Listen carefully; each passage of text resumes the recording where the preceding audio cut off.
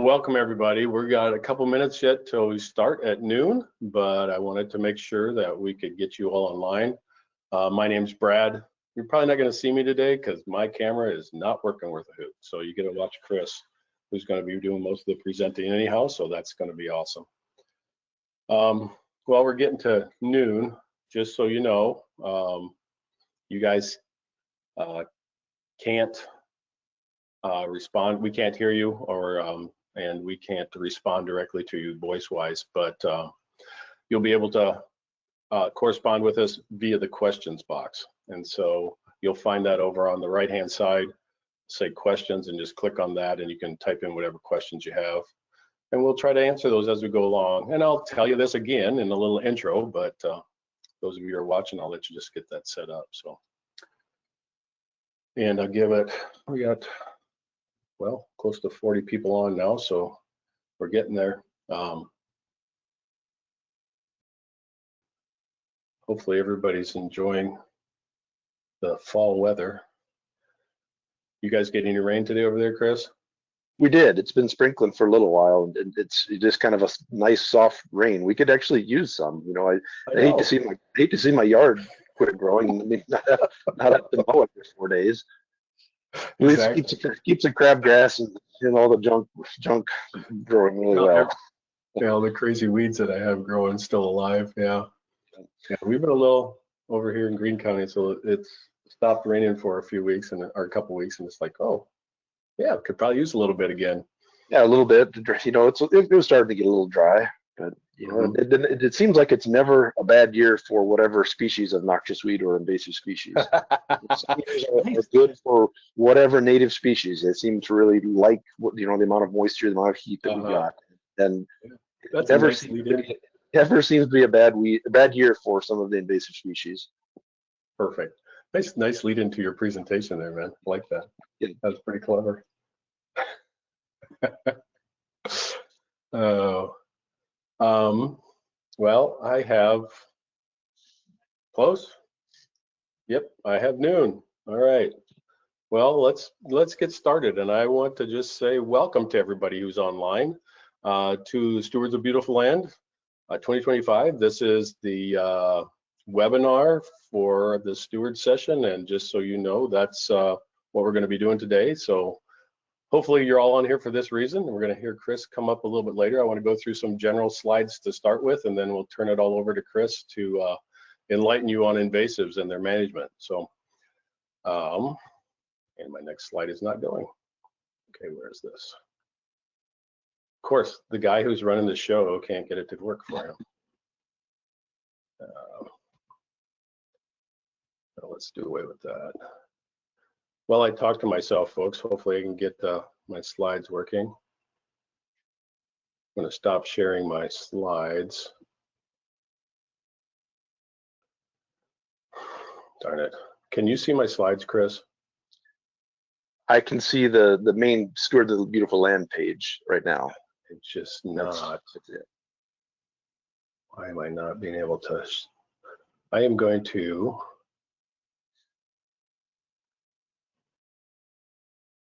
I'm going to make you the presenter right now. Okay. I'm going to, if you would like, I'm going to give everybody a few instructions. I'm having difficulty on my end getting my slides to show. So what I'm going to do is turn it over to you, Chris, and let you pull up your slides. But while you're doing that, I just want everybody to know we're very happy to have you here. And we will be looking at managing invasive species in prairies and other areas, prairie plantings that Chris is going to be leading us through. But I want you to know a couple things before that. Please, if you would like to join us for other webinars, go to our treesforever.org webpage and click on the Stewards of the Beautiful Land link, and you will find the upcoming webinars that are going to be happening on in 2 weeks on the 17th, and then in the following 2 weeks after that in early October. Those will be our last two of the year, so I would encourage you to join us for those as well. We'll have a little more information on those on the webpage as you get a chance to look at it. Also know that we have a Facebook page, that we'd love to have you involved with as well. It'll show that same information, but it also gives you an opportunity to interact with other people that have been doing these kind of things and get a better information from some of those folks as well. Also, just again, I told a few of you probably when you came on earlier, but just so you know now, we cannot see or hear you.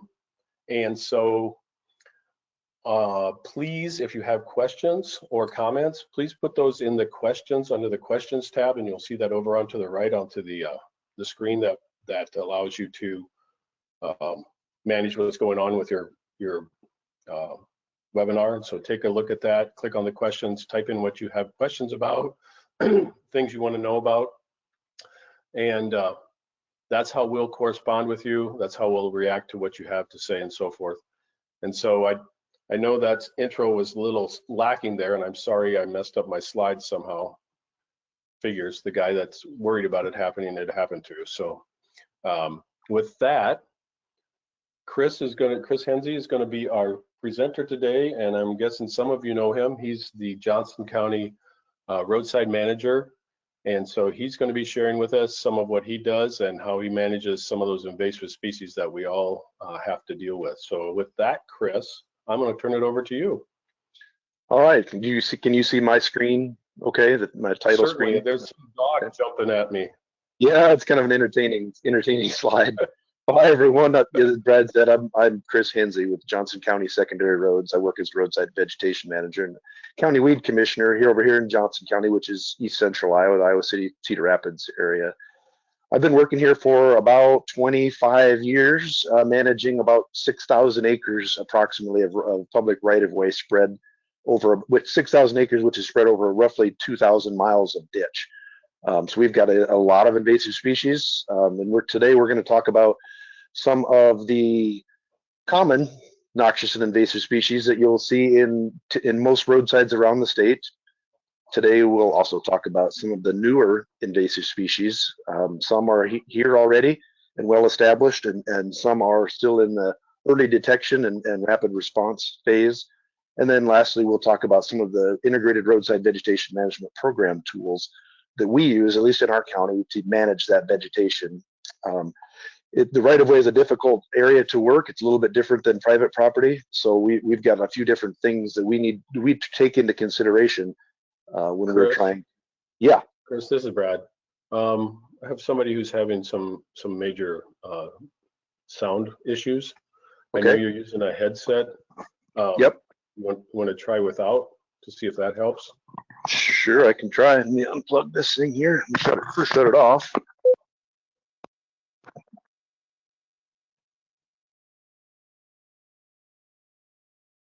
No, I can't hear you any longer, so we may be. I think got everything unplugged. How about now?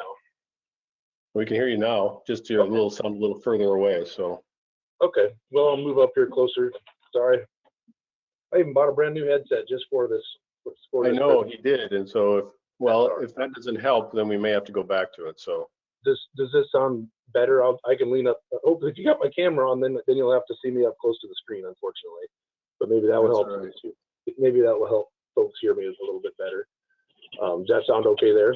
We're getting, people are saying sound still works with me without headset. Okay, too faint. I don't know. You may want to roll back to it, Chris. Sorry, man. Go back to the headphones. It's half and half. So I don't know, guys. We're gonna go back to it, and we're gonna say, I'm sorry. Sorry, we don't have that figured out. So.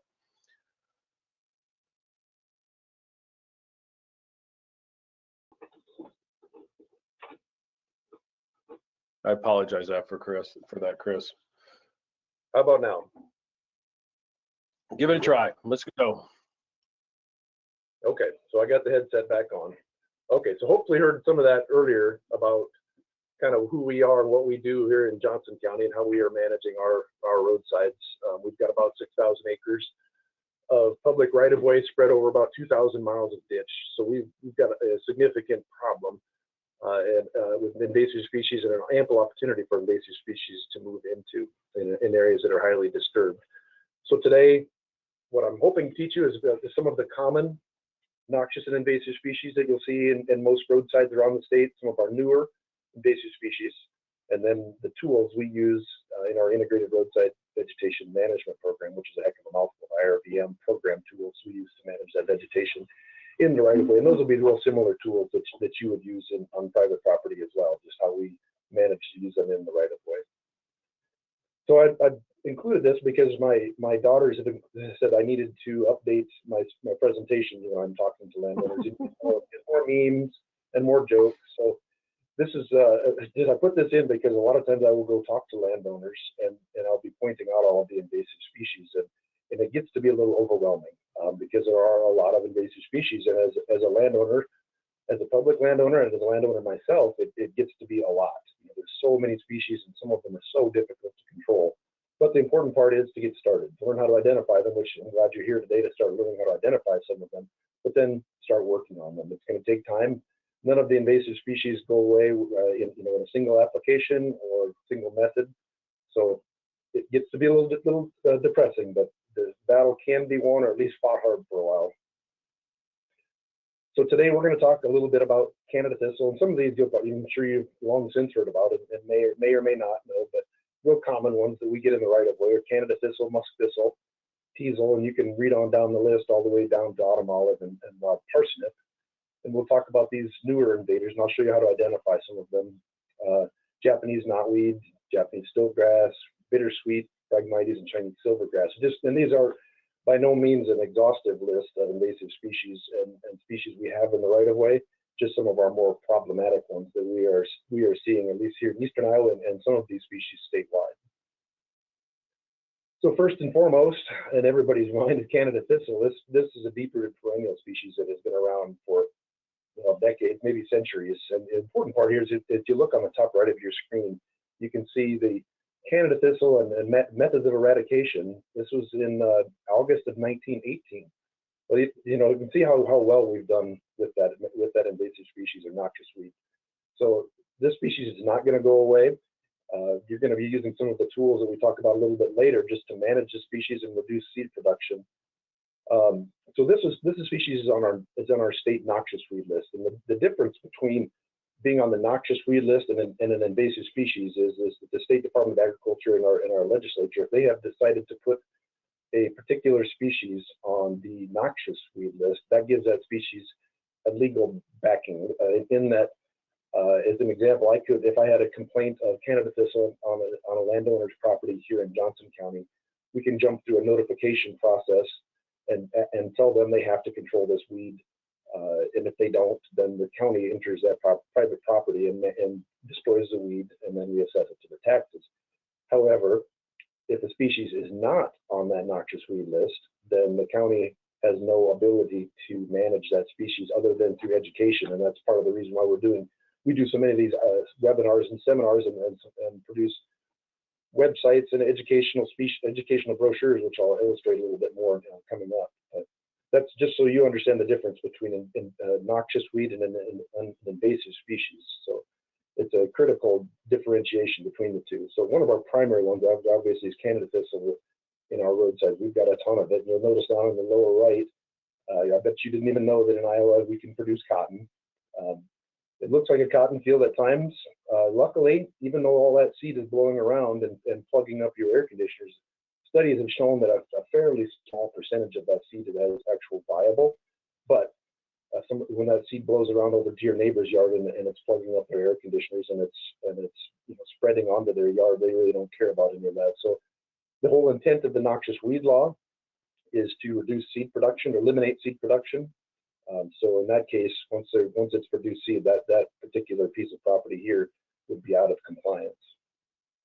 Let's keep on trucking down the noxious weed list, and that next species is musk thistle, which is on our state noxious weed list.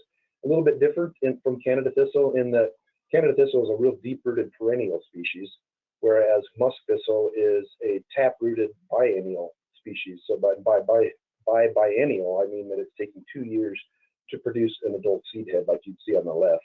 First year is going to grow as a rosette, low-growing rosette, and then it will grow the second year. It will produce that bolt of flower head and send that up. And it'll be anywhere from 3 to 5 to 7 feet tall, and they are extremely spiny and not terribly difficult to get rid of, but less like any species, you've got to stay after it. There's some persistence required, and you can see from the picture on the right, this was a pasture that I had actually had complaints from the neighbors about, and I went and talked to the farmer, and he said, "Oh yeah, there's a couple thistles out there. I don't think it's a big deal." Well, everything you can see there in the background is all musk thistle.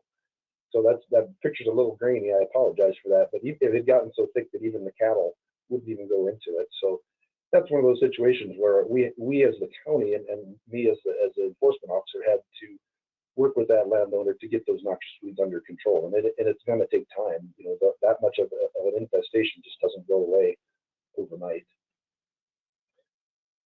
Keeping on trucking down the noxious weed list is one of our newer in quotes teasel, and there's two different species of this particular species. You'll see the cutleaf and common teasel.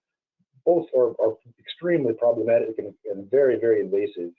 If you were to drive over towards the Quad Cities and even worse over towards Chicago, Milwaukee, St. Louis, Kansas City, you'll see this plant by the billions right now, and I think the ship has sailed in that sense for this plant. It's a biennial species, so again, it's going to produce a rosette the first year, and then send up a flower head the second year. These species are going to be 5 to 6 to 8 feet tall.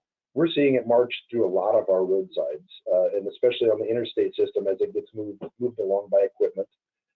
They say each seed head produces roughly 3,000 seeds, excuse me. So if each seed head, and I want to put a picture on your left, I think if I zoomed in, I counted like 34 seed heads off that one plant, each producing 3,000 seeds. So you can see, you know, it will rapidly dominate and create a monoculture.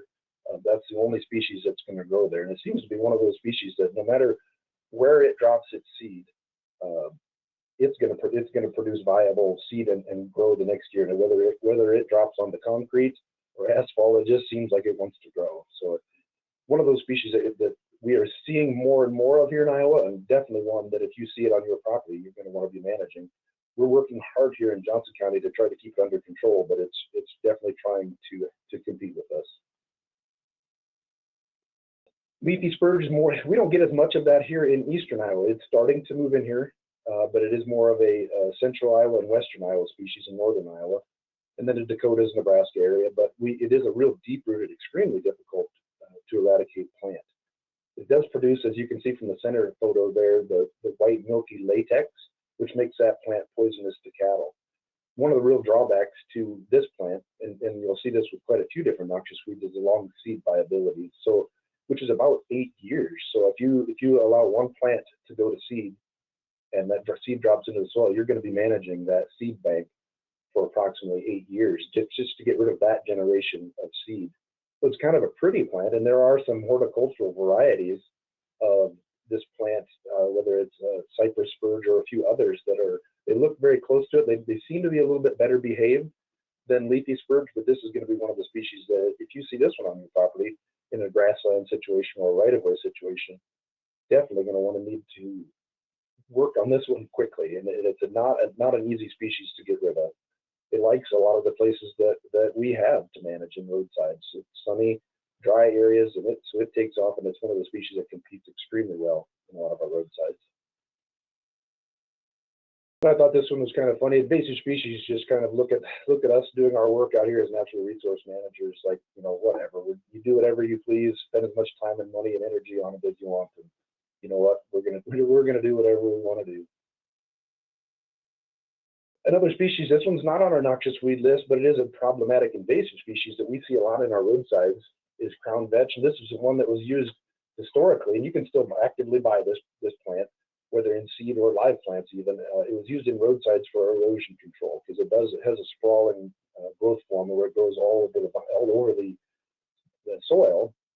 And on a slope, it does a good job of covering that slope, but what happens is it doesn't have a real dense fibrous root system like many of the grasses will, so the soil underneath washes away. So even though you have a mat of vegetation over the soil, you still get rilling and erosion cuts underneath. And you can kind of see how dense it gets along some of our roadsides.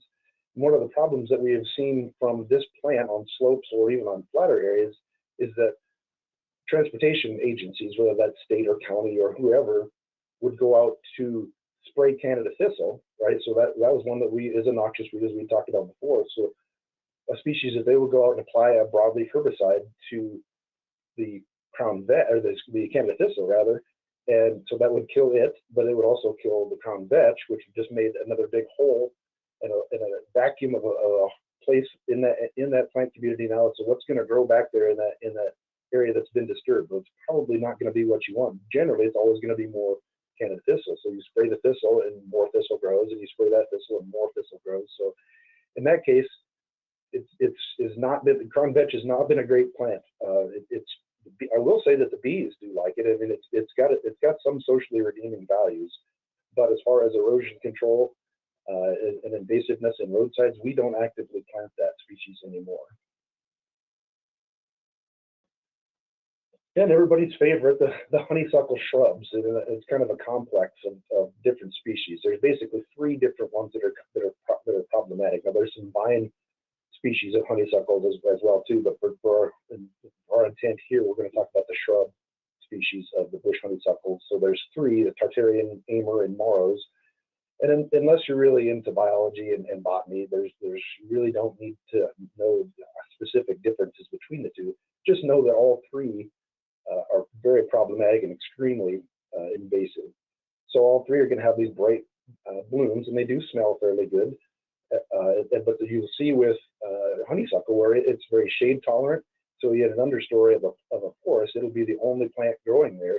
So underneath that, you get more erosion. And in roadsides, that's one of the things we're trying to avoid is on some of these steep slopes, we want a grass dominant community, not a shrub dominant community where we are getting extensive erosion underneath.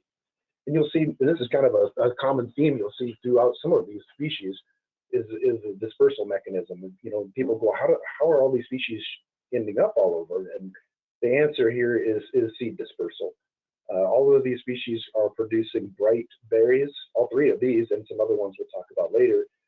And the birds eat them and do what birds do. I mean, they're hungry, they're just going to go eat the seeds. So you may be managing whatever invasive species on your property and spending lots of time and money, but your neighbors aren't doing much, or neighbors down miles away, and a bird eats one of the honeysuckle berries, and it passes right through the bird, and it lands on your property and does its business, and all of a sudden you've got one of the honeysuckles to take off. So if you find this one on your property, it can be managed with a lot of the different tools that we'll talk about later, but it's not an easy species to get rid of once it's reaching infestation level. So there's that darn bird again. Speaking of shrubs, as long as we're on those, another very invasive species, not noxious, but invasive species, is autumn olive. And some of these species were planted, 30, 40, 50 years ago as living snow fences, and they were encouraged by the government to plant these species, and they did extremely well. It's kind of the gift that keeps on giving, and now we can't get rid of it. So it's a species that produces another bright red berry, as you'll see on the left. And again, you can figure out what the birds do.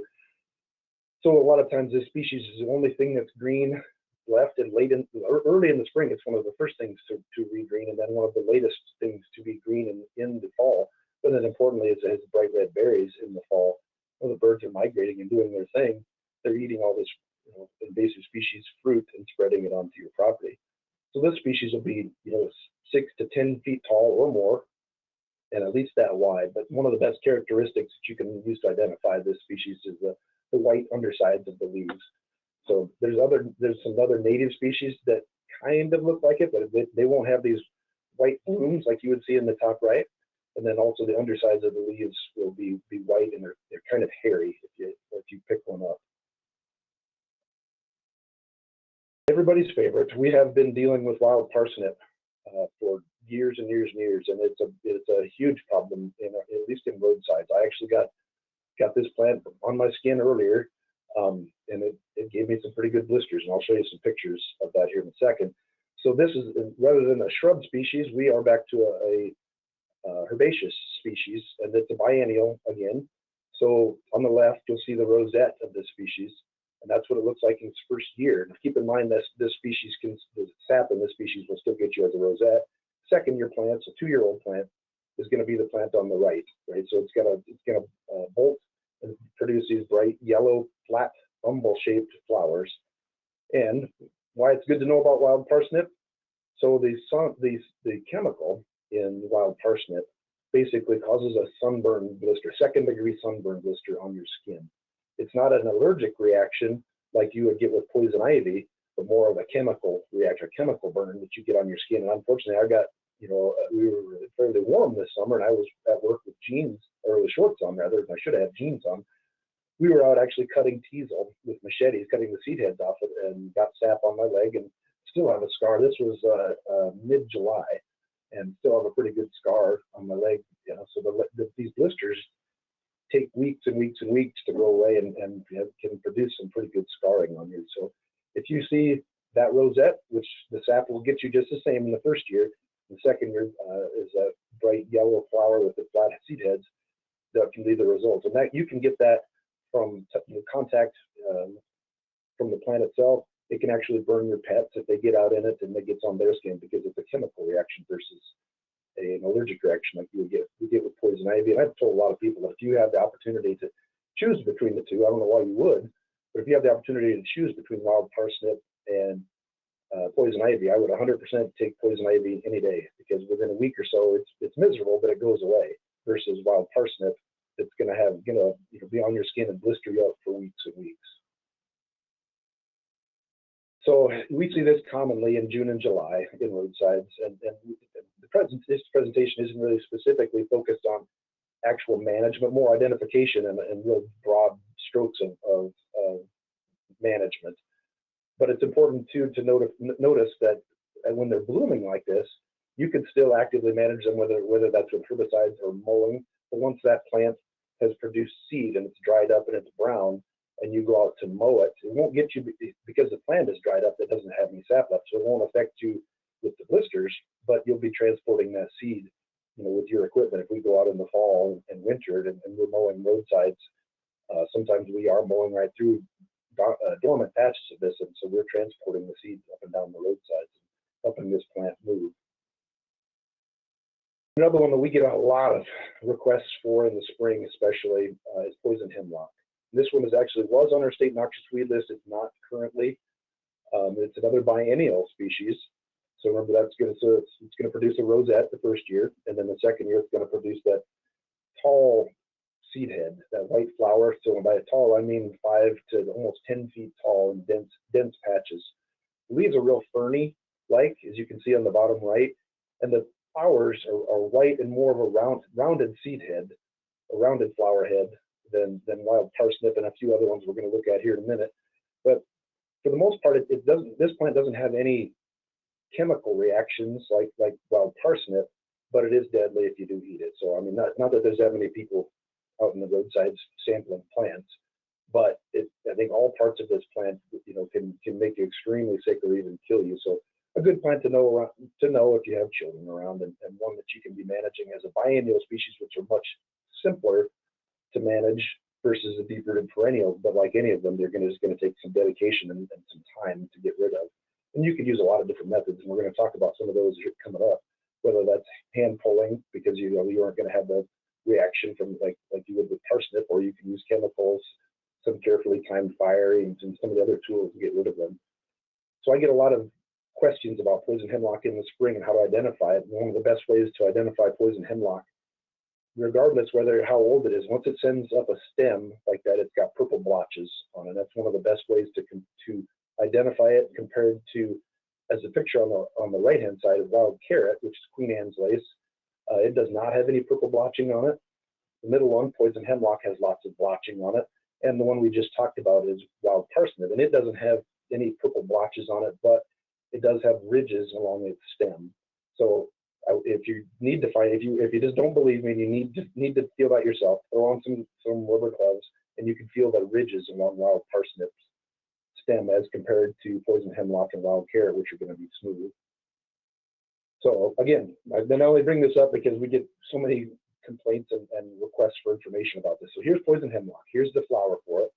Okay, another one that people say, I've got white flowers. It's got to be poison hemlock. You need to come take care of it. And I said, so I go there, and it's yarrow, which is a native plant, a beneficial species. Or I go there and they said, I've got white plants, and it's got a flat head, so it's got to be poison hemlock. And so I go and do an inspection, and lo and behold, that's Queen Anne's lace or wild carrot. And you can see the difference between the leaves, between yarrow on the left and Queen Anne's lace on the right, and then top left is poison hemlock. And then still people will call me up and they say, well, I've got a yellow, it's got a flat flower. That's got to be poison hemlock. You need to come take care of this.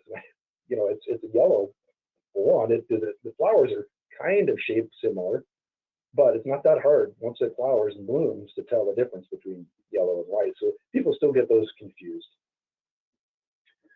So we'll talk about some of the newer species of invasive concern. And these are pictures I had pulled offline. If you remember a little bit ago, we talked about teasel and the dispersal mechanism for some of the species, especially the bright red berries that the birds spread.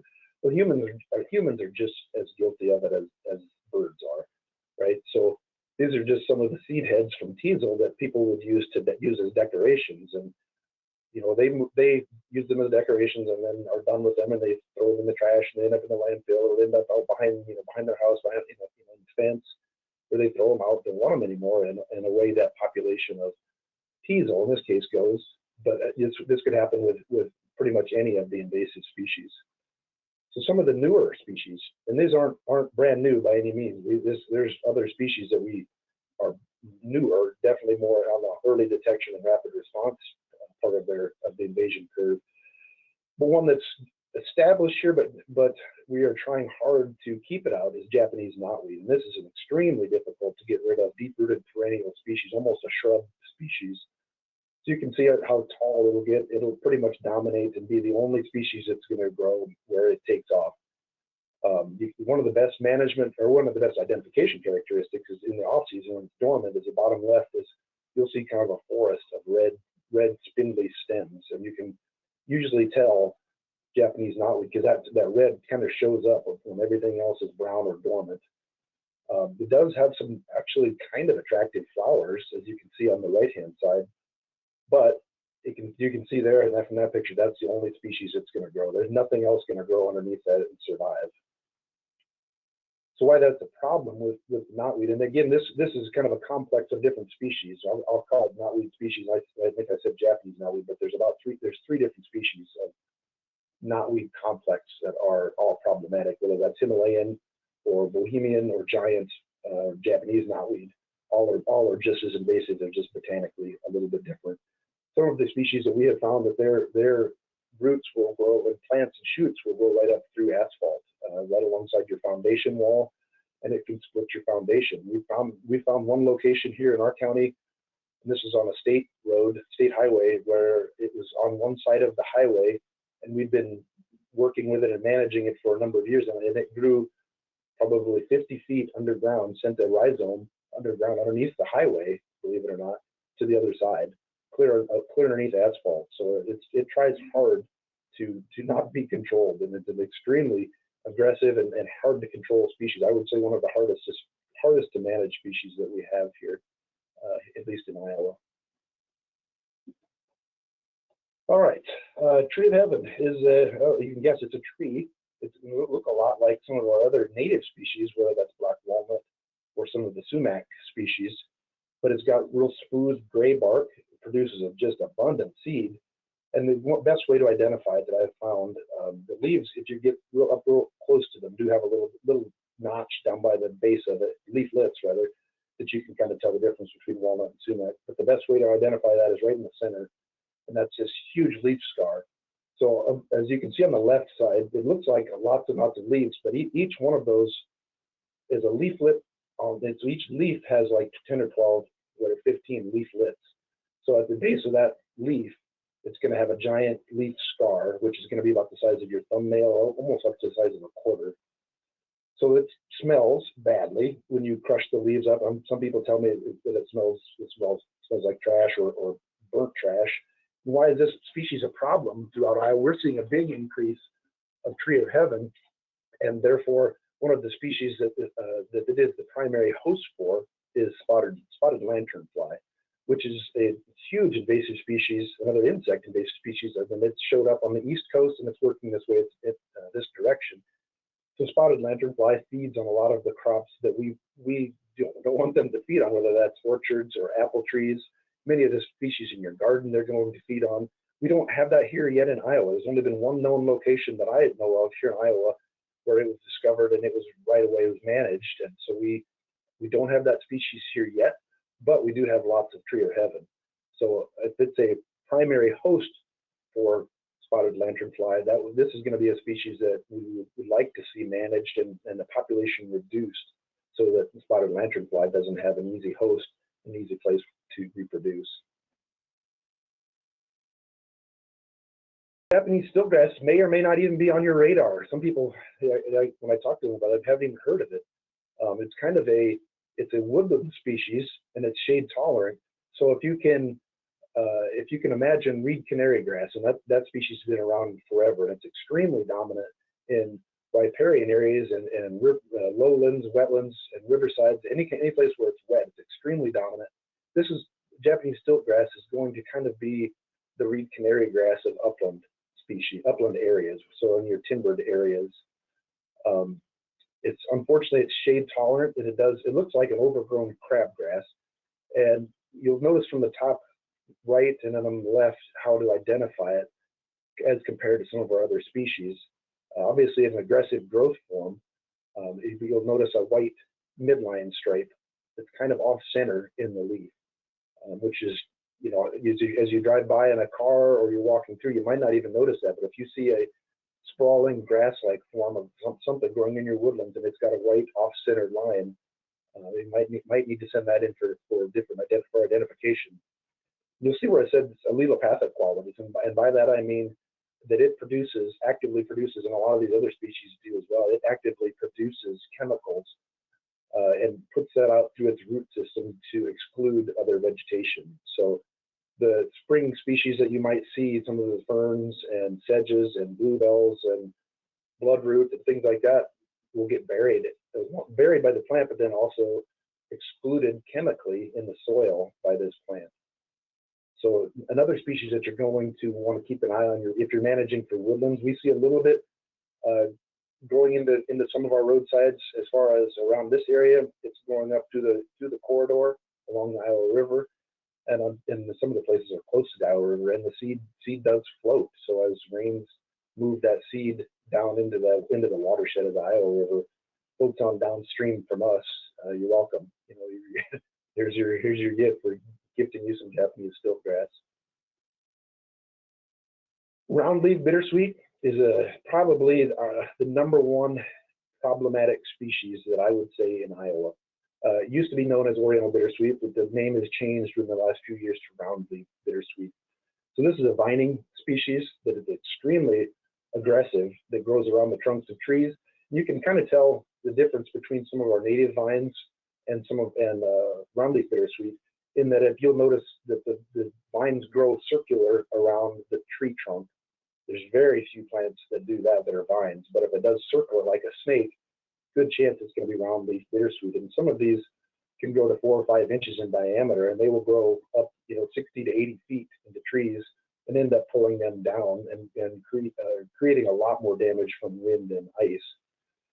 So you can see the shape of the leaves a little bit closer. They're spatulate, which is just a funny botanical term for how they look.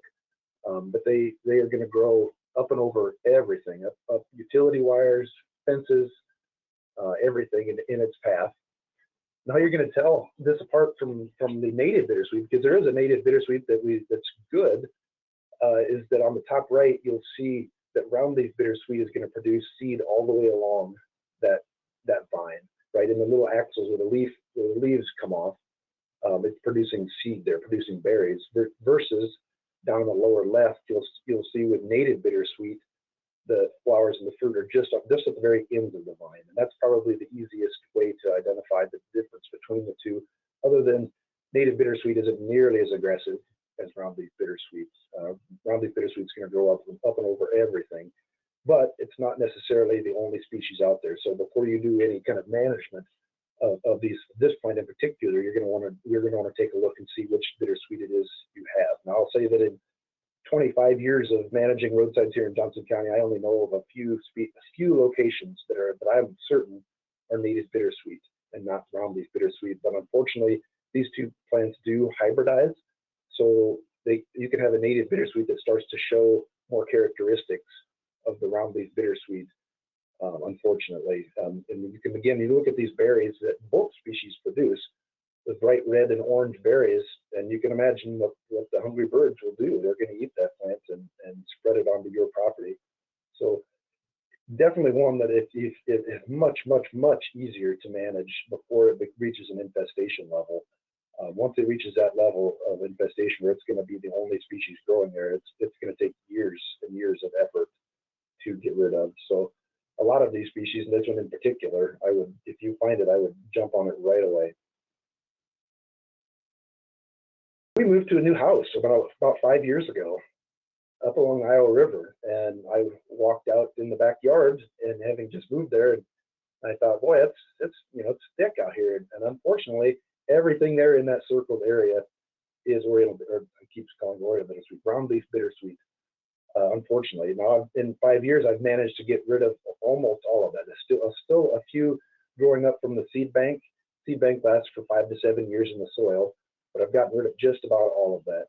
But, and I should do, I'll say, I came home from work and I noticed a new wreath on my front door of bright red and yellow berries, and my wife had went and purchased an Oriental bittersweet wreath, which a lot of times what the native bittersweet was used for was wreaths, and she bought an Oriental bittersweet wreath and put it up on our door in the fall, and which was a little discouraging. But again, that's how some of these invasive species are moving. So it's not just birds, it's people. We're helping out. So if you have a native bittersweet wreath, good, but make sure that it's native bittersweet and not the invasive roundleaf bittersweet. A couple more species. I know it gets to be a lot. It's a lot, but another one that we are definitely seeing moving around in Iowa, in our wetlands and in our highway system, is Phragmites, common reed. It's a wet species like red feet, gets up 10 to 15 feet tall, and it rapidly becomes the dominant plant in a wetland situation. Now, why are we concerned with that in roadsides? That's because it's causing a huge snow drifting issue and drainage issue. We're trying to get the water to move, and we're trying to get the snow from not stacking up on the road.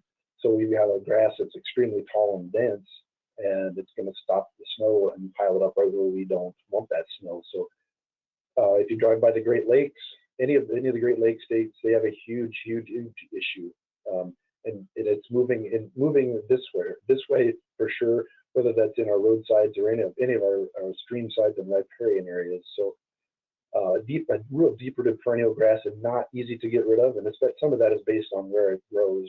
If it's in a wetland area, that limits some of your management choices.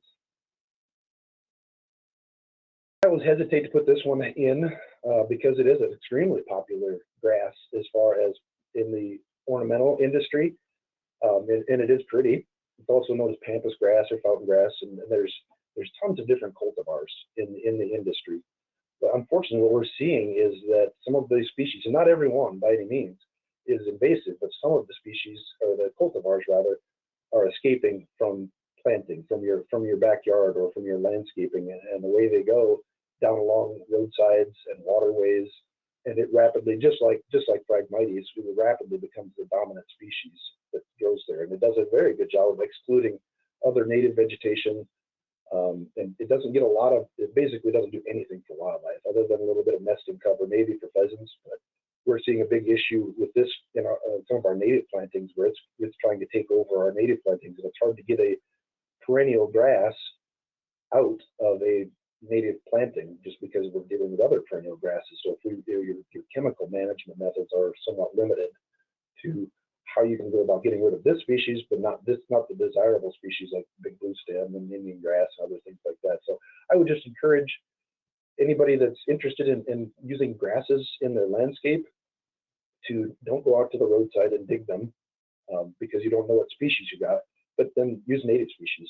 Those ones that are meant to grow here, whether you need a shorter species like Cytodes crama or little blue stem, or you want a taller species like Indian grass or big blue stem. I would encourage people to use other species that are native if that's what you're trying to accomplish in your landscaping. So you've worked hard, right? You've worked really hard all year, and think you've got all your invasive species under control, and you know, even though your neighbors haven't done anything, you've done everything you're supposed to do, and then life kind of smacks you in the mouth in the spring when you go out there and you go, man, I'd spent all that time and money, and it's right back, and it gets frustrating.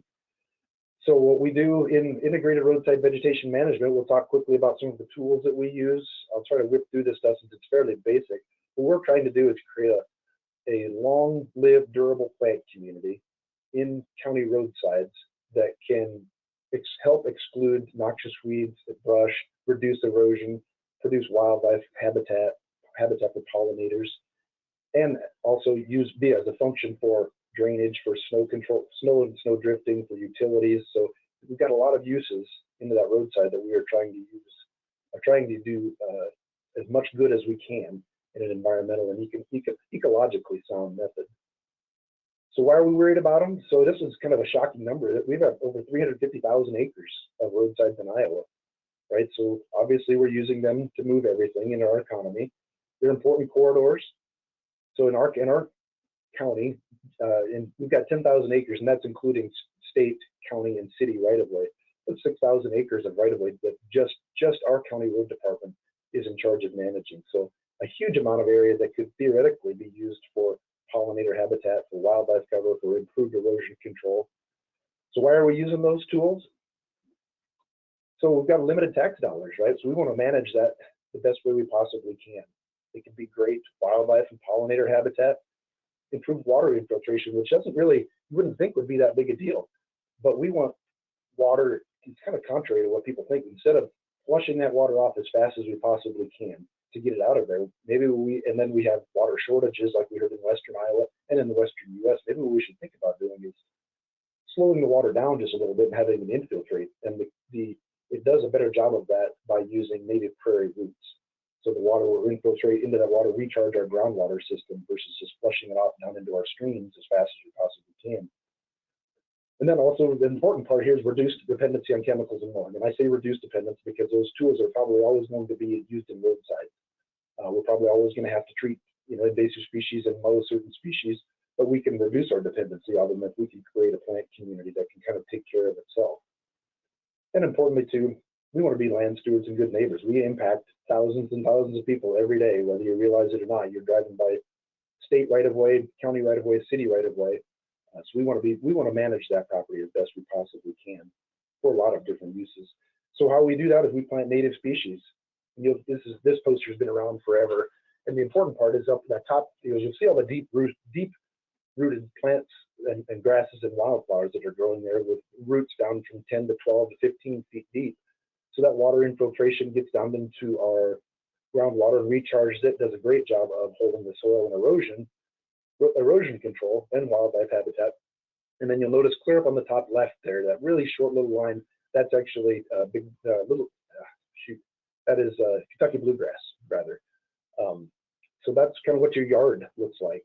So it's basically not doing a lot for wildlife, doing very little for erosion, not doing much for feeding anything out there. So what we do is plant native species back into our roadsides. Not everywhere, but where the appropriate location, we would plant native tall grass prairie species versus turf grass.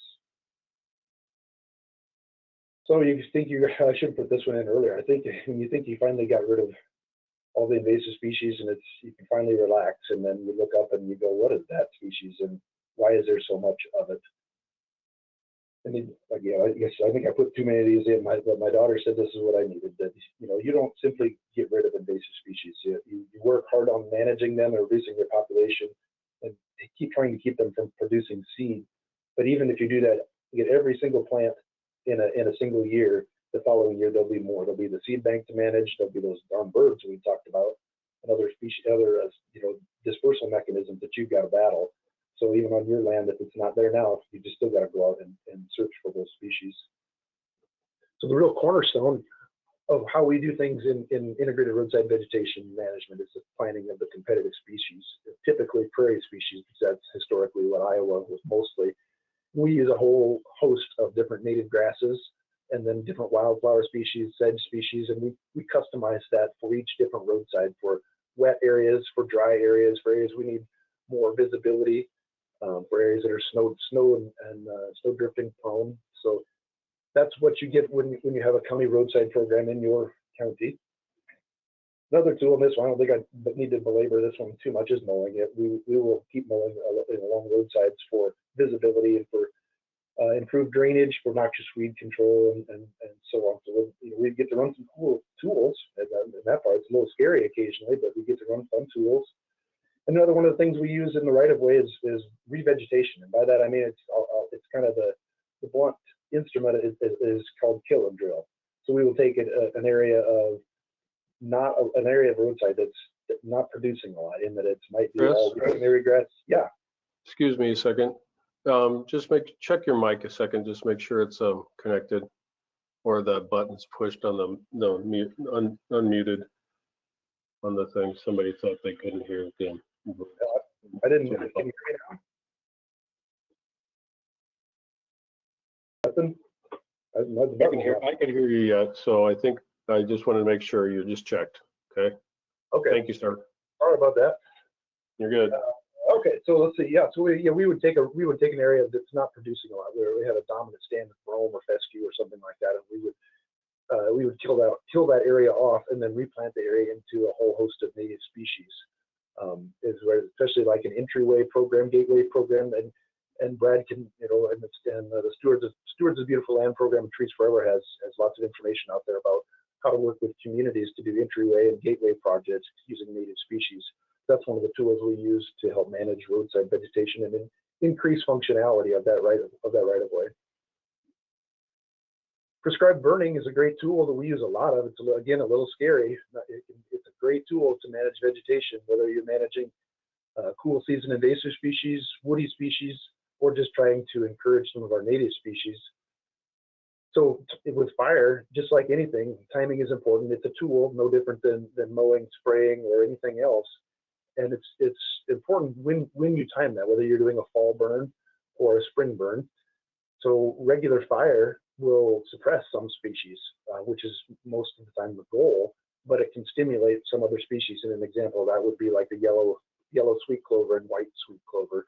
Both those species and some of the legume species respond very well to fire. In that, so the next year you might see a big population spike of that species. So fire is a great tool, but you just have to use it smartly, I guess. Use it, and then one of the real challenges that we have in roadsides with using prescribed fire is smoke management and risk of escape. If you look real close at that picture on the left, that says Prairie Restoration, and the sign is on fire currently. So we just finished a prescribed fire on one of our roadsides, and we actually caught our sign on fire. And the other one, for some reason, utility companies get very grouchy when I burn up their utility poles. I don't know, they're weird about that. But nearly every mile of every road out there has utilities, around it, going on one side or another. So that could be a challenging part of roadside management and using prescribed fire. Just another hurdle you have to jump through. Spot herbicide applications, we use a ton of various equipment, anywhere from the basic backpacks to next upgrades of four-wheelers and trucks with GPS and GIS and weather stations. Some of the species of noxious and invasive weeds are almost impossible to manage without at least the careful use of some spot herbicide applications. Now, I don't want to encourage everything to get sprayed, because that's not what we're looking for. We're looking to reduce herbicide applications and only treat what we need to, when we need to, and not just blanket spray. So learn the species, learn when it's going to be best and most effectively managed, and then find the herbicide product that will work most effectively on it. We use products now in the right of way that are as low as 1 to 2 ounces an acre. So extremely low use rates. We're trying to manage some very tough invasive species, and with that many acres, that many miles, we do the best we can. We certainly aren't making everybody happy, but we're trying to manage some of these really deep-rooted perennial species as best we can, and that's one of the tools that we still will use. In the right of way, we don't typically encourage grazing, but on private property, grazing can be an option, right? So goats can be a great tool to reduce a massive infestation of whatever noxious or invasive species you have. We don't typically want much grazing in the right of way, but again, I just wanted to throw that in there, that there are some other tools out there that you can use to manage your invasive species. You might have to use goats initially and then start working some fire and some spot spraying and a few of the other tools in there to help reduce the population, and then maybe replant with some of the species that you're wanting in that area. What we really changed gears in my career from start to finish here was we really are more focused on managing for pollinators, and not just the characteristic big ones, the monarchs and things like that, or rusty patch bumblebee, but all of the different insects. So we plant about 30 to 40 different species of native wildflowers into our construction projects, and a whole host of species that will bloom from early spring all the way through the fall. And then also we have changed our mowing practices to reflect that, so that we will try to leave as many of these areas as we can to try to leave some food for the pollinators. And lastly, whoops, let me hit the button too fast. We do a lot of invasive species education. So we have got, I think 31 different brochures, little trifold brochures of invasive species information, anywhere from wetland species to prairie and grassland species, woodland species, and that will teach you how to identify various invasive species or noxious weeds. Some gives you some alternatives, that if you have whatever species in your yard, here's an alternative that has similar size or color or texture. And then on the back, some more specific control recommendations as far as when to mow, when to spray, what to spray, rates, things like that. And all of those brochures are available. Currently, we're hosting them at iowaweedcommissioners.org, our state weed commissioners association website. So hopefully those will help statewide. There's some of the species on there that we have more of. We have plenty of all 5 of these, no shortage of them. We do have brochures out there for some of the more problematic and early detection phase of where some of these species are at. So hopefully those will help you. And this is lastly the important part here. There'll be ups and downs in invasive species management. Some years you're going to do better, and some years you're not going to get them all. But you've got to get started, learn the species, learn how to manage it. And the most important part of invasive species management is just to get started. So that's what I've got. Hopefully you learned a little bit about species and how noxious and invasive species, and then also some of the tools that we are using in roadsides to help manage some of our lot of acres. Thank you so much, Chris. That was awesome. That was awesome. I felt like I got very long-winded, but we have lots of questions for you, man. Lots of questions. So I'm going to jump right in and go to them. And if I miss some, Bree's on here with me. Bree, if I miss some, please jump in as well.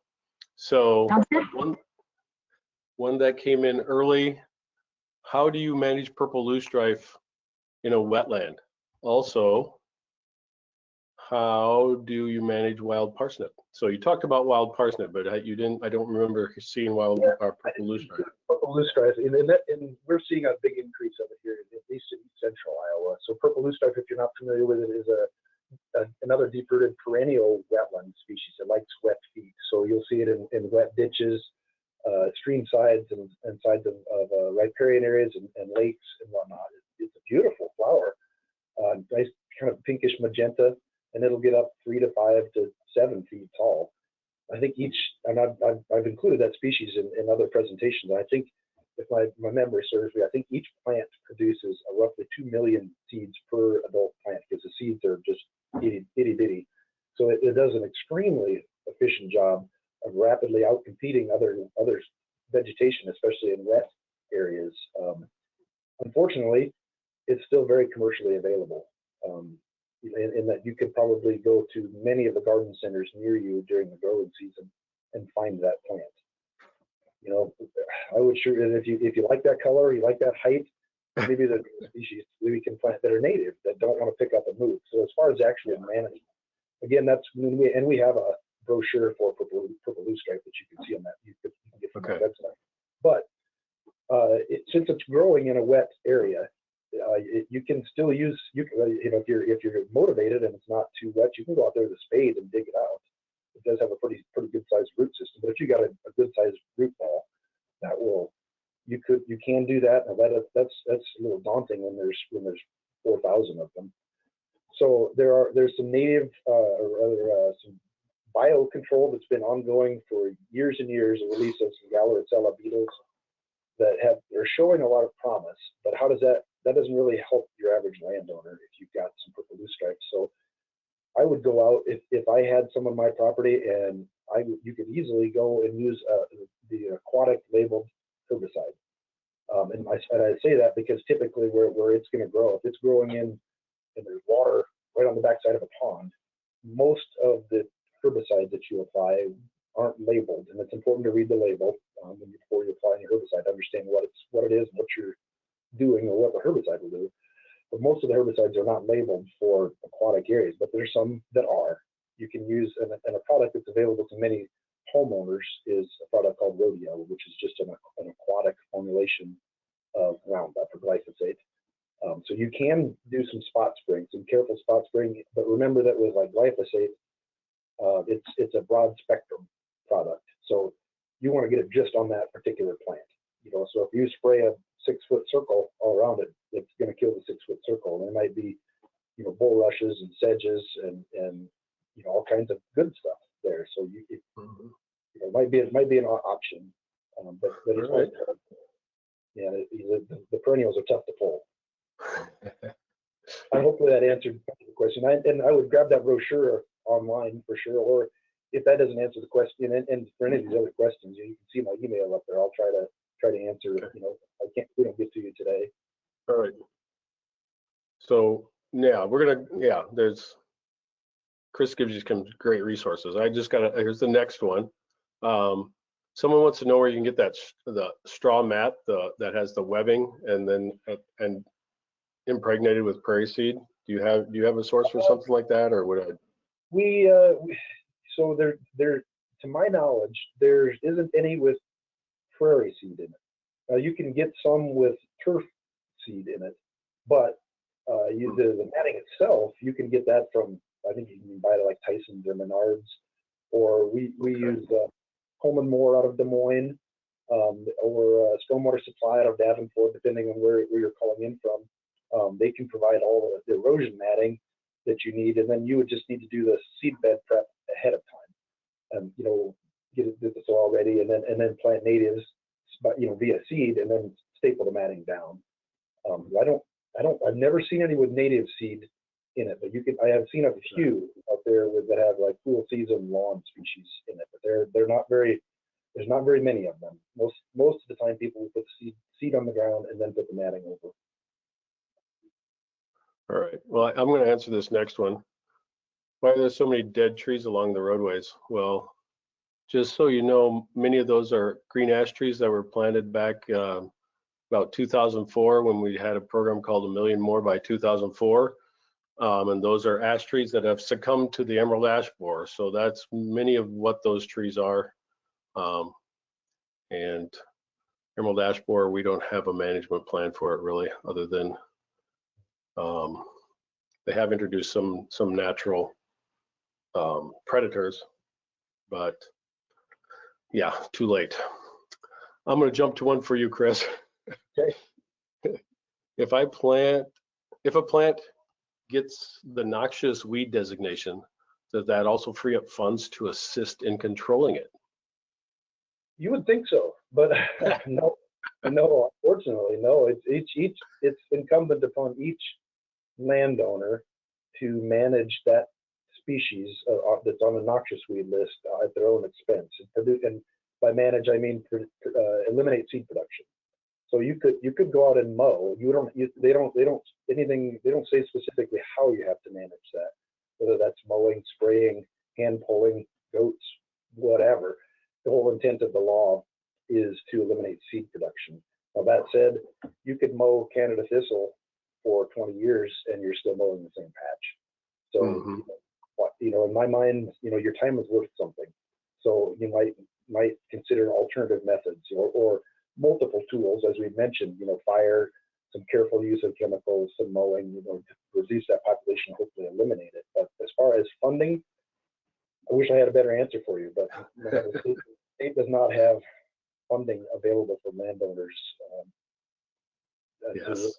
Noxious snow. Well, and I'm certainly not an expert of this, but I know that NRCS has some various funding programs.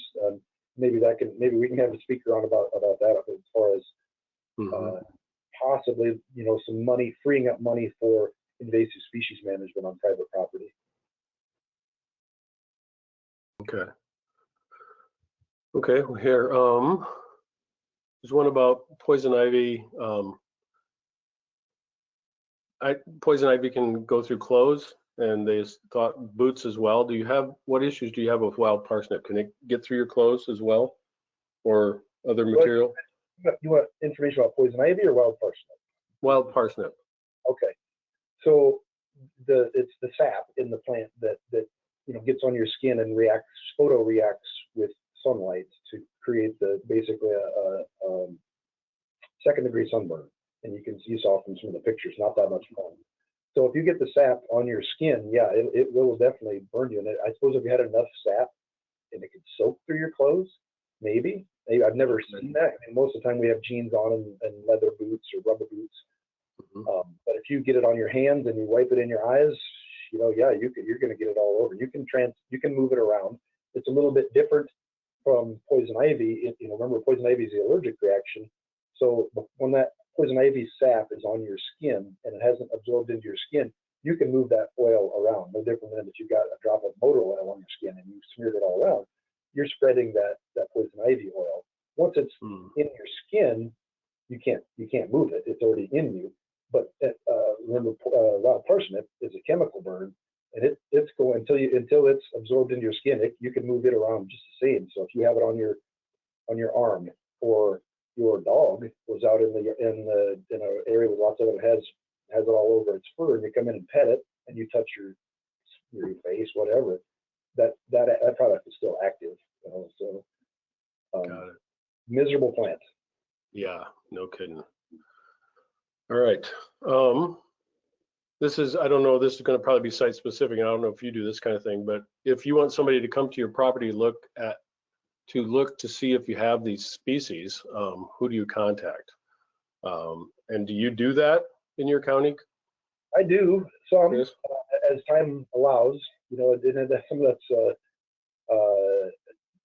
weather dependent and seasonality issues. If we're swamped, I don't want to take time off from prescribed burning because we have such a short window, but whatever's going on. But yeah, and we do that on private property here. At least I can speak for Johnson County. In your county, if there's another area that you're in, I would, if they have a county roadside manager, I would contact them. Generally, they're either going to be with conservation or with secondary roads. Another good alternative or option for you would be your district forester. In this case, here in eastern Iowa, where I'm at, is Mark Vitosh.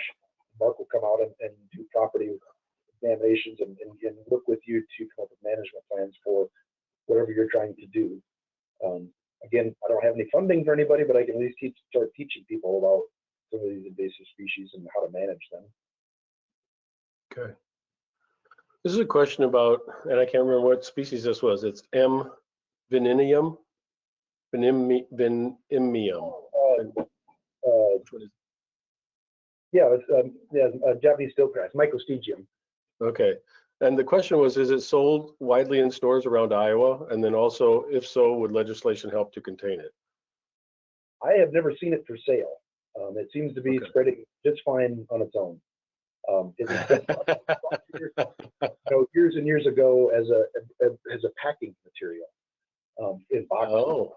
So it jumped out, and like many of the invasive species, away it goes. And then if you do, say, a poorly timed mowing, and you mow over here, and you mow it, and it's producing seed, and then you go, say a lawn company moves, on the other side of town, some of the seeds fall off that mower, away it goes. So I've never seen it for sale. I would hope not.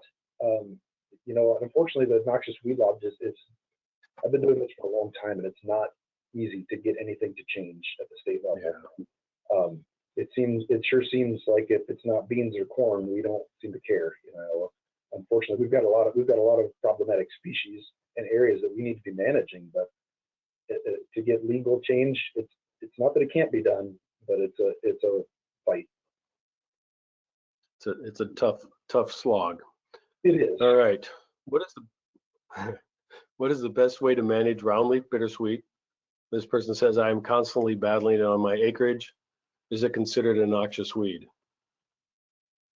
I'll answer the first part, and unfortunately, it's not considered, well, good and bad that it's not considered a noxious weed. Because if it's a noxious weed and somebody complains about it on your property, then I have to come do an inspection. You have a certain amount of days to get rid of it, and that's probably not realistic. For me to tell a landowner that they've got 5 days to get rid of all of the roundleaf bittersweet on their property. But the best way to manage it, man, it's challenging. I will say that. They're probably one of the hardest to control partly because where it's growing, it's going to grow in fence rows, up trees.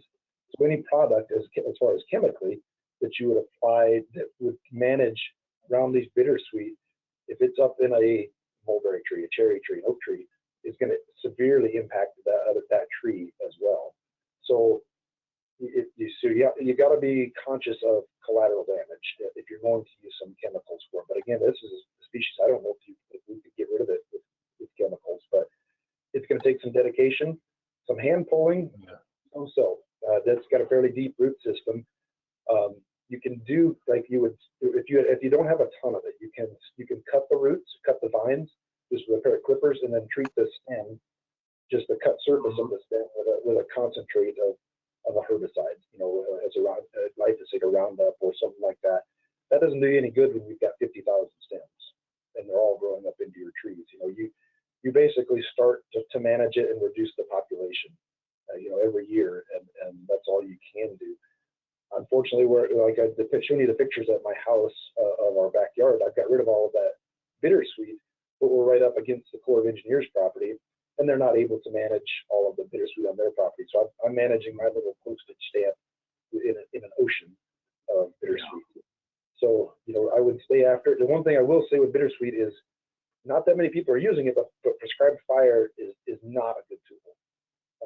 In that some of the research that's being done where they have done a woodland burn where there's been a lot of bittersweet, it really likes that fire. It seems to stimulate the seed. Ooh. So unless you have the ability in upcoming years, the next 1 to 2 to 3 years, to really actively manage it, I would probably avoid fire. It can be a great tool to stimulate it if you're planning on doing, say some herbicide activity, once that plant starts growing again, because it's going to produce a ton of shoots, a lot of vegetation, so it'll be actively growing. But if your plan is to just use fire as a tool, probably not going to work. Okay. Well, here's one about honeysuckle. The species of honeysuckle that are invasive, would late autumn cutting back to the ground be more successful? I'm not sure than what. There's a lot here. Yeah, we've tried, honestly, we've tried about everything. I mean, different chemical methods, but there's we've tried mowing, we've tried fire. Fire is about the only thing that seems to help with honeysuckle, but many times where it's growing in dense populations, there's not enough fuel to carry much of a fire. Okay. So if we have a fairly well established prairie and we get a clump of honeysuckle, we might have enough heat from the native grasses and wildflowers and we burn it to kill off honeysuckle. But as far as cutting it late in the fall, it's you want to eliminate seed production. So if it's producing seed and you can cut it before then, that would be even better, because you're just eliminating one seed source for the birds to spread. When you're burning it, Chris, does it resprout readily, or does it kill it pretty good? It still actively resprouts. I mean, if it's very small, it will kill it. But if we burn through, and the honeysuckles will get, the base of them get 6, 8, 10 inches in diameter, so a fire will help in those situations, but it doesn't kill it all in 1 year. You may kill a quarter of it. You may kill half send up new sprouts. We didn't talk today about multiflora rose, but that's another species that we see a lot in county roadsides, and that responds extremely, I shouldn't say extreme, it responds extremely well to fire, in that fire does a great job of killing it, and it won't resprout real well. But some of the shrubby woody species, fire can be part of your toolbox, but you're probably going to need to work other methods into it, and then have some persistence as far as down the line that you might have to burn it more than once or twice. Mm-hmm. Okay. All right. Here's a Japanese knotweed question. For a large stand of Japanese knotweed, do you recommend planting native species during control eradication process, or taking a more scorched earth approach and waiting until most of the plant seeds are done before replanting? We've tried this, and it's been here for too long. The products that you would use to apply on Japanese knotweed typically, as far as herbicides, are your native species, whether that's native grasses or wildflowers or whatever. They aren't going to tolerate. And then we use, in our case, we've used Habitat, which is I believe a BASF product, to control Japanese knotweed in riparian areas, or its terrestrial cousin is Arsenal. You can use some other products, but all of those species, whether it doesn't matter if you're using Roundup, glyphosate, all of them are going to have real severe impacts on anything you plant underneath it. And they have some persistence as far as, staying in the soil. Roundup doesn't have that much persistence. So if I was going to try to reestablish vegetation, whatever type of vegetation, and there was a good sized infestation of Japanese knotweed, I would work hard to severely reduce that population of that species down. So there's very little of it growing. So if there was like one or two, say you took a patch that's 20 by 20, and you did 2 years of applications, of herbicide applications on it, and then it's only got a couple little spindly little sprouts still trying to grow, you could go out there, reseed the area into whatever it is you're doing, whether that's turf or native grasses or wildflowers, but very specifically treat just those individual sprouts. Okay. It kind of makes sense. So Yeah. That's a tough species to reestablish vegetation, because it's going to fight for years with you. There's just we've had populations of it where we've been managing it actively for 20 years, and it's still there. It's not a lot of it, but it's still there. And if we've left it alone for a few years, because we were busy with something else, or we thought we had it all under control, and you come back a couple of years later, and lo and behold, there's a good sized infestation of it again. So it was still there. God, yeah. Okay. That's frustrating. I wish I had a great answer for some of these, but it's just not. That's why they're invasive, right? They're persistent. Not the world we live in. Yeah. So I have somebody from New York. Okay. They're struggling with something called yellow swallowwort. Mm-hmm. Yeah, I don't know if you know what this is, if it's a problem in Iowa, and if so, do you have any management ideas? Unfortunately, I have heard of it. I'm involved with several different organizations that track invasive species nationwide. And to my knowledge, we just did a big plant survey of several hundred vegetation managers, not just roadside folks, but all kinds of vegetation managers, natural resource managers from across the whole Midwest to tell us their most problematic species. And that one wasn't mentioned as far as the upper Midwest and upper Midwest. So to my knowledge, we don't have it yet. Now that said, things are changing. I don't know. I don't know. Not to make it political. I don't know if climate change is real. I don't know.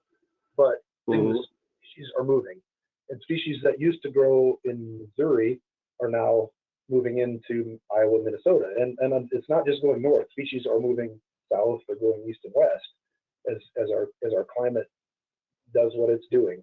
So there's a good chance of it. So I will watch for that one. So it's yellow swallowwort.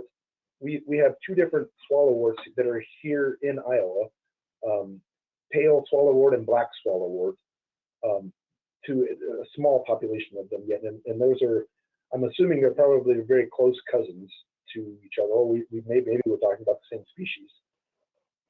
Both are extremely problematic, or can be, as far as the more of southern states and eastern states. We're only starting to see it move into Iowa, but the habitat models are showing there's folks out there that study climates that are a lot smarter than I am that figure out this species seems to be staying put now, but as our climate, we think it's going to go here. This is the new proposed range of that species. So they think it'll be suitable for that as our climate moves and changes. So species that may not be here now, it may be suitable for them in 10 years, 20 years, 30 years. So. Oh, no kidding. Yeah. Again, very just full of. It's an endless battle, is what it is. Yes. Okay. I have somebody who's trying to get rid of vetch. Can you control it by mowing or pulling?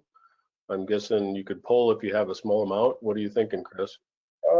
Yeah, I think you're on the right page as far as pulling. If you have a small amount, yes. It doesn't pull very easily though. It's fairly deep rooted. If you're going to pull, you're going to want not very much of it, and you're going to wait till it rains a lot, because you're going to pull it out, and if you leave a little bit of the root fragment, it's going to take off. So I guess if I had a smaller infestation of vetch, and by crown vetch, because there's other types of vetch. Obviously, we do plant like some Canada milk vetch, which is native and stays put. Crown vetch or hairy vetch, for that matter. If I would use use some prescribed fire to burn it in the spring, and then if that's not going to get rid of it, it's actually probably going to stimulate it, so it's going to be real actively growing. And then, at least in our roadsides, I would use a product that's called Milestone, and it's very specific to legumes. It has lots of activity on the legumes, which is one of the vetches, and an extremely low use rate. Like 3 to 5 ounces an acre. Not a cheap product, but at a very low use rate, and it really targets the legume species, and a lot of our natives are tolerant to it, especially the grasses. But there's a fairly long list and growing list of some of our native wildflowers that are tolerant to it. And again, read the label. Obviously, you gotta know what you're doing. Go ahead. They're probably not going to do the burn thing, because as they said, it's next to a building. But but Milestone sounds like not a bad way to go. Yeah, and mowing, it's really not going to do much at all. It'll set it back a little bit, but unfortunately, 20 years later, you're still mowing the deep-rooted perennial species. Yep. So I don't want to encourage people to spray stuff, but sometimes you can work at it as part of your management tool temporarily. And maybe get over the hump as far as managing it, by using one of those products and reestablishing better vegetation, once you can get rid of it. Right. So, God, we got questions still coming, man. Oh, good. How long can you stick on? I'm good. Yeah. You got a couple more minutes? Yeah, glad to answer questions. Okay, here I'm going to go with the next one here. Then, best way to control Chinese buttonweed. Well, they say it's in an area that has natives and other plants that they'd like to save. So they said spraying 2,4-D is tough because it's next to natives. So right. So if it's Chinese buttonweed, I'm wondering what species. I mean, there's a buttonweed, a velvet leaf. Yeah, there's velvet. Typically is in an ag situation, disturbed soil area. So I'm not sure exactly which species it is, but that said, in some of our higher quality prairies and even remnants areas, our prairie remnants that we've identified in our county roadsides, what we have done, and I've done some of this in my own house, is take a herbicide solution, and you have obviously gloves on, read the label. You can get like one of the wash mitts, that you would have a rubber glove underneath it, and you can get the wash mitt wet and just rub the plant. So you're treating, pinpoint accuracy. So you're only treating that particular plant, and that you're getting no collateral damage to your more sensitive vegetation. Or I've tried this, and this is labor intensive, but you can take one of the foam brushes like you would use to paint, like for an art project, and take some of your herbicide solution and just wipe that on the individual leaves of a plant. Again, if I had acres of this, not realistic. We have 6,000 acres of right-of-way, not realistic. But in a small situation, or in a situation where you've got remnant prairie vegetation or stuff that you absolutely cannot kill, you could use that carefully. Yeah. Okay. Here's one about your roadside program. Where does the funding come from for roadside programs, and is funding in danger? So county roadside programs statewide we've got about 45 to 50 county roadside programs throughout Iowa. There's 99 counties in Iowa, so about half have county programs. Of that, we'll say 50, about half are with county conservation and half are with secondary roads. In my case, we are with secondary roads, so we receive our funding to manage our acres of roadsides through our secondary roads budget, for personnel, for equipment, for the various things that we need to do our job. So is the funding in jeopardy? Well, I mean, you never know with government stuff. You know, I hope at least I can get a few more years and then I can retire. But we actively apply for grant funding every year from the Iowa DOT and the Living Roadway Trust Fund for equipment, for seed, for for educational work. So that we tried to lighten the load for the county taxpayers by trying to bring in as much grant money as we can. There's always going to be a need for managing vegetation in a right-of-way. It doesn't matter whether it's city, county, or state. It doesn't matter. Somebody's got to be managing that vegetation for safety, for visibility, for drainage, all the various stuff that we're trying to do. Whether it's utility usage, they need to get down through that right-of-way to put in gas lines and electric and all that stuff. So somebody has to be doing it. Whether county programs or state programs choose to use an integrated roadside vegetation management program, that's up to each individual county. So if there's still counties that are they'll mow fence to fence every year, or they will blanket spray every year, and that's how they choose to do things. We've tried to do for 35 plus years. We've tried to move away from that, at least here in our county, and try to do, we still mow, we still spray, but we're trying to do it in a little more ecologically sensitive way, and then try to reestablish vegetation, native vegetation where we can to get all the benefits from that vegetation. So I hope that kind of answers the question. Yeah. We are the Tallgrass Prairie Center and the University of Northern Iowa Tallgrass Prairie Center has lots of information on county programs or counties that are considering or would like to look into a county program. We're actually going to be putting out, probably in the next month or so, a brand new technical manual on pretty much all things roadside, on where to get funding, how to get the right people behind you, who to hire, where to get equipment, all that stuff. So that's a publication that's going to be coming out very soon. I don't think it's out yet. We've been meeting on putting it all together, but it should be coming out soon. You can go on their website, and that's just UNI Tallgrass Prairie Center. And if nothing else, they have a ton of information on there about how our roadside programs are set up around the state. At least we start to develop some contacts and get some more information. I would concur. Great information. All right. Oh, one last question, and I'm echoing right now. Sorry. I'm going to combine these last two. Somebody's killing mulberry with a topical herbicide and is concerned about plants that grow in the root system, whether it's going to affect them. And then the next one is about what particular herbicides are best and most dependable to kill stubborn shrubs. So kind of a shrub issue and how to kill them, and are you affecting anything else around it? Sure. Well, let's dive into the mulberry one. So assuming you're doing topical, so you're doing a cut stump treatment, I'm assuming, or like a basal bark treatment. So let's see, if you got the camera, so I'll demonstrate. This is my water. This is herbicide don't drink. So when we say this is the stem of your plant, so I'll give you a quick demonstration of a basal bark. So here's a stem of a 3-inch mulberry tree. It's live and growing away, and you can use certain products to do a basal bark application. So you would treat from the ground up to about a foot, 18 inches above that, all the way around, and walk away from it. That's a basal bark application.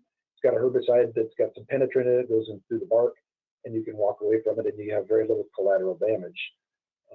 Doing a foliar application where you're spraying it up into the leaves, and the nice thing about a basal bark application is you can do them during the dormant season. So all winter, if it's nice out, you can be out doing dormant applications.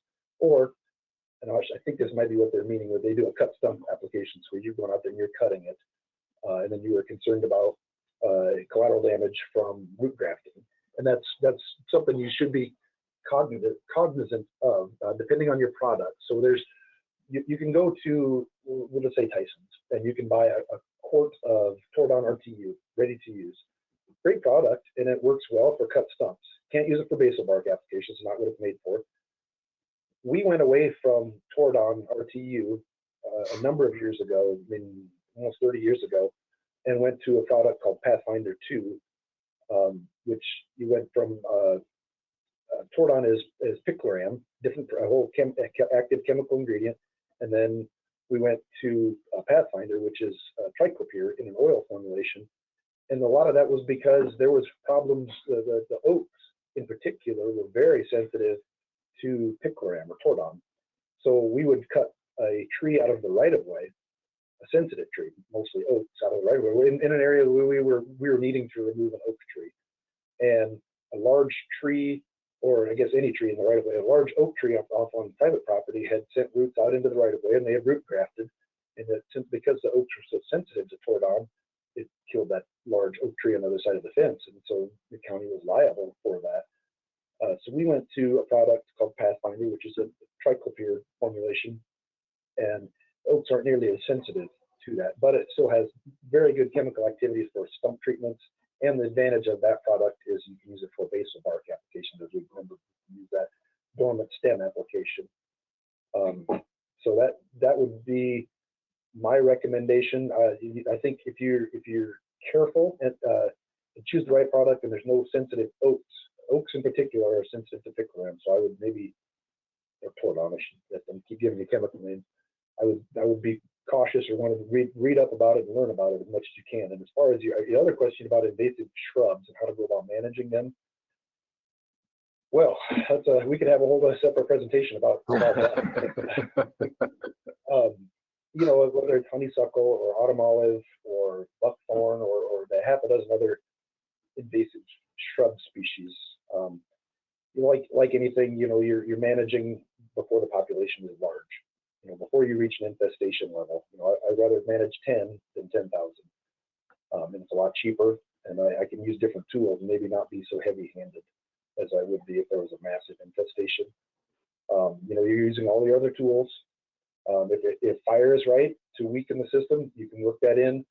You might be using some mechanical, whether that's mowing, or just or chainsaws, or pulling and grubbing, you know, with equipment, and then treating stems. And then, you know, if you go through and mow, you can do careful foliar applications while they're real small. And again, you got to be careful of the product that you choose and collateral damage. You know, so understand your target species, and then understand what your product that you're going to apply, what it will do. You know, it can be a tool, but it's, you know, no different than you hand somebody a hammer, and if they start hitting something with the wrong side of the curved part of it, it's not going to do what they want. So, you know, they're a tool, but you definitely need to understand and carefully use them, you know, the way they're intended to be used. So without a specific recommend or species, I would point people back to our invasive species brochures. Those have got information. I know on honeysuckle and autumn olive, tree of heaven. Oh gosh, I remember other shrub species, but there's a lot of information there.